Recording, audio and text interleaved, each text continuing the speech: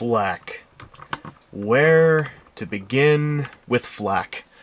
I have a very strange love-hate relationship with this part of the Botcon 2009 set. It's an incredibly good toy. It's been repainted twice in Universe 2. Yet this deco is actually the best deco I've ever seen this mold receive. I love the Arctic camo, I love the white and gray, I love the brass and red used to pop bits and pieces of the robot detailing.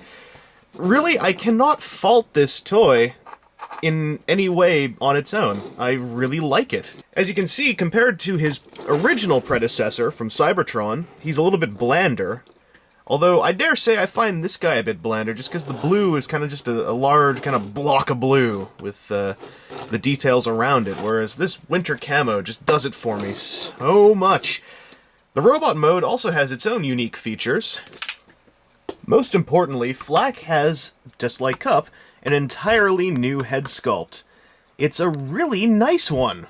It looks just like a generic, classic, kind of 80s, 90s style Autobot. Big, googly green eyes, a nice helmet, decent mouth. Although, this guy's mouth, I don't know if this will come out too clearly. Due to the aforementioned Krylon silver paint used for his face, it has an excellent sheen, but the details are really mushed out, and I cannot really tell if his mouth is meant to be open, or if he just has really big lips. Outside of that, he's entirely the same as his predecessors. Really nicely proportioned robot mode, huge weapon packs on the sides, a nice handheld rifle. His predecessor from Cybertron, Scattershot, bearing the original head, has his own aesthetic to him.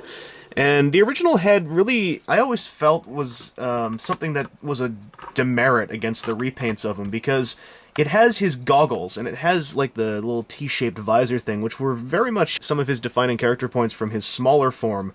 So I'm really glad that Flak, being such a nice repaint, also has such a unique head sculpt.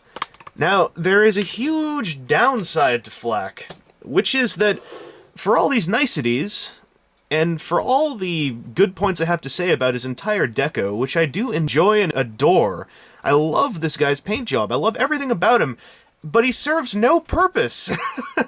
He is a new character. He's maybe a throwback, I believe, to a Micromaster. His whole character on his bio card is that he's good at blowing things up and he has lots of guns.